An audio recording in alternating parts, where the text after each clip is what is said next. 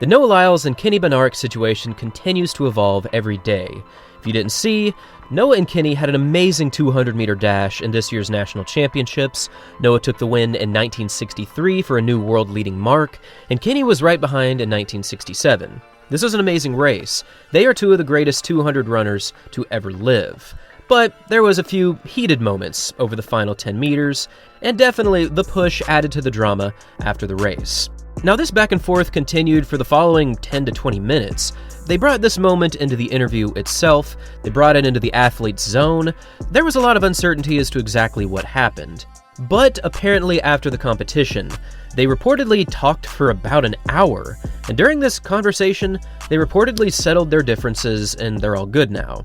Now, this has been reported by a few different articles online, and I would imagine that they did talk and they did figure a few things out. But I would also imagine that things are not 100% perfect, as they never are with your rivals.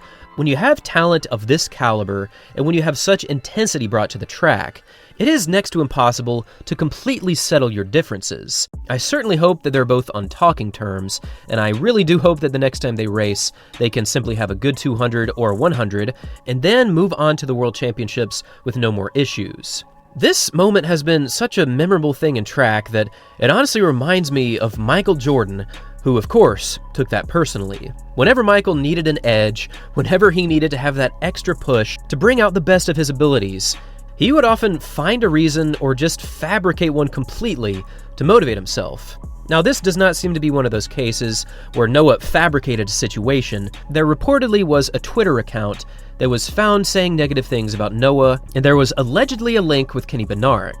This has not been confirmed, but I would imagine that Noah took this and ran with it. And I would imagine that this clearly wedged a gap between the two, and it seems as though this brought out an extra layer of motivation for Noah. This whole Twitter situation seems to be the focal point of the disagreement.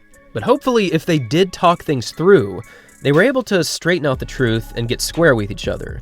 A lot of people have pointed out that it's in both athletes' best interest to be on decent terms at least, because moving into Worlds in Tokyo, the odds are they are going to be on the 4x100 relay team. And if they can both run solid times and have good passes, which remains to be seen who will be on which leg, Noah's probably going to be on the anchor, I would imagine, but if they can be on good terms, they can run something crazy. We've seen them run well into the 37s in the past, and the last time that Noah ran the anchor leg, back in the 2023 World Champs, he split a time of 8.76. It's almost a guarantee that both athletes will be on that 4x1 relay come Worlds.